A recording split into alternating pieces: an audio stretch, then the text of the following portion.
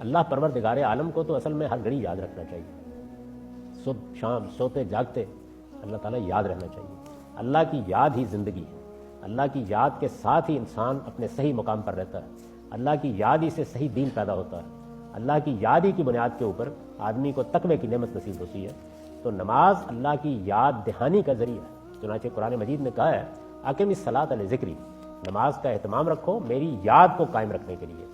ہم اپنی مشغولیتوں میں ہوتے ہیں، مجلسوں میں ہوتے ہیں، گپ شپ میں ہوتے ہیں، اپنی صلاحیتوں کا اظہار کر رہے ہوتے ہیں، دنیا میں معلوم نہیں کیا کیا کام کر رہے ہوتے ہیں، تو خدا کو بھول جاتے ہیں۔ خدا کو نہ بھولیں تو ملاوٹ نہ کریں، دھوکہ نہ دیں، فریب نہ دیں، عیب بتائے بغیر چیزیں نہ بیچیں، قومی خزانے میں غبن نہ کریں۔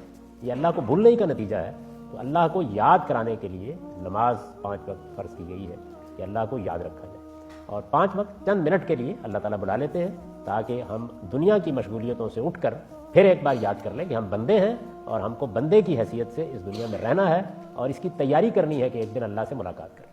تو یہ نماز کی اہمیت ہے۔ لیکن ظاہر ہے کہ سوال کے جواب میں مختصر بات ہی ہو سکتی ہے۔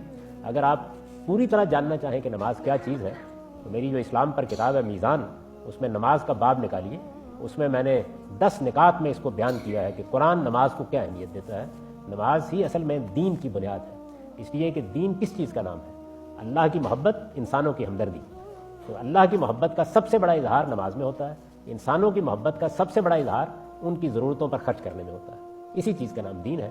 دینی زندگی ہے ہی 2 چیزوں کا نام، اللہ کی طرف رجوع اور بندوں کے اوپر کرم، شفقت، ان سے محبت، ان کی خدمت، ان پر اپنا مال خرچ کر کے۔